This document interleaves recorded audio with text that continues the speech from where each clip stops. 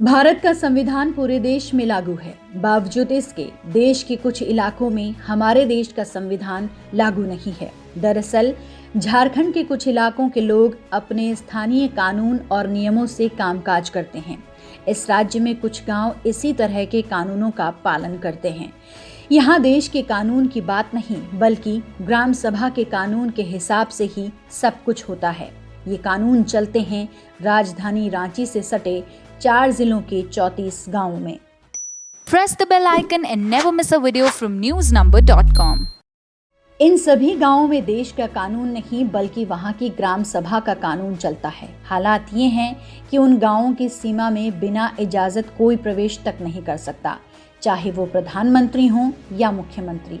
ना राज्यपाल को बिना अनुमति गांव में प्रवेश मिलता है और ना ही राष्ट्रपति को। अगर किसी को इन गांवों में प्रवेश करना है तो सबसे पहले ग्राम सभा से इजाजत लेनी पड़ती है।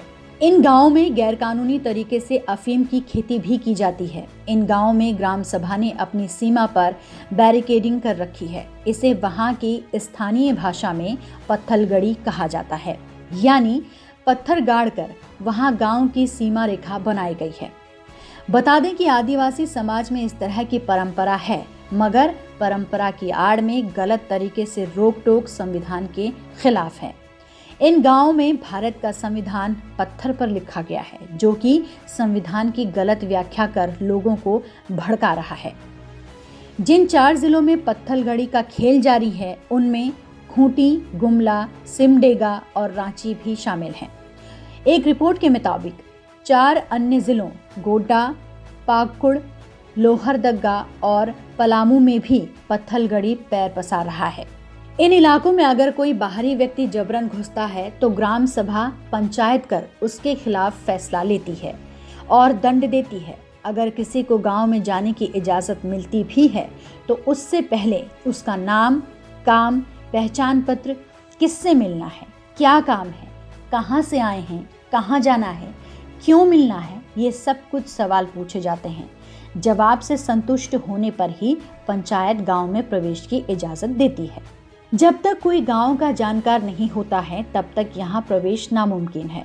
इनका खौफ इस कदर है कि हथियारबंद पुलिसकर्मी भी वहां नहीं जाना चाहते हैं। इन लोगों ने ग्रामीणों को सरकारी योजनाओं का लाभ नहीं लेने और बच्चों को सरकारी स्कूल में नहीं पढ़ने देने के लिए ग्रामीणों को जबरन राजी कराया है। पत्थलगड़ी के लोगों ने अपने स्तर से स्कूल खोला है, जिसमें बच्चों को गैर कानूनी शिक्षा दे रहे हैं और ग्रामीणों को आंदोलन के लिए उकसाया जा रहा है। हैरान करने वाली बात यह है कि इस राज्य के ग्रामीण विकास मंत्री नीलकंठ सिंह मुंडा के इलाके में भी पत्थलगड़ी हो रही है। यहाँ ग्रामीण बीच सड़क पर मचान बनाकर 24 घंटे आने जाने वाले लोगों पर निगरानी रखते हैं।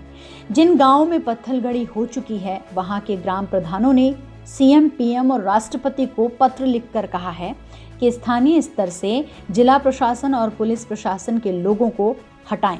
नक्सलियों से निपटने के लिए बनाए गए सीआरपीएफ कैंपों को भी वहां से हटाने के लिए अनुरोध पत्र लिखा गया है।